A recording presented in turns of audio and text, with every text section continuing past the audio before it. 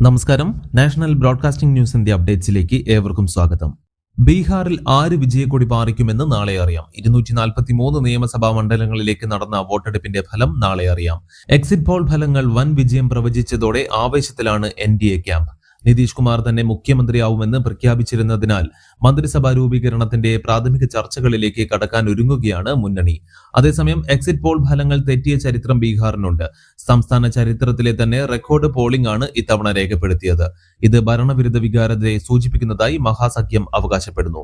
Exit poll ഫലങ്ങൾ ഏതാണ്ട് എല്ലാം NDA വലിയ ഭൂരിപക്ഷമാണ് പ്രവചിച്ചത്. അതിൽ തന്നെ ഏറ്റവും നേട്ടമുണ്ടാക്കാൻ പോകുന്നത് JDU ആണെന്നാണ് എക്സിറ്റ് പോളുകളുടെ പൊതുവിലയിരുത്തൽ.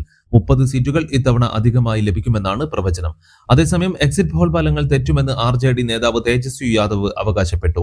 മുൻകാലങ്ങളിൽ പ്രവചനങ്ങൾ തെറ്റിയ ചരിത്രം ബീഹാറിനുണ്ടെന്നും ഒപ്പം പോളിംഗ് 5% വർദ്ധിച്ചാൽ ഭരണമാറ്റം ഉണ്ടാവുമെന്നതാണ് ചരിത്രമെന്നും ഈ കണക്കുകളിലാണ് മഹാസഖ്യത്തിന്റെ പ്രതീക്ഷകളെന്നും അവകാശപ്പെട്ടു. കൂടുതൽ വാർത്തകൾക്ക് വേണ്ടി കേൾക്കൂ നാഷണൽ ബ്രോഡ്കാസ്റ്റിംഗ് ന്യൂസിന്റെ അപ്ഡേറ്റ്സ്.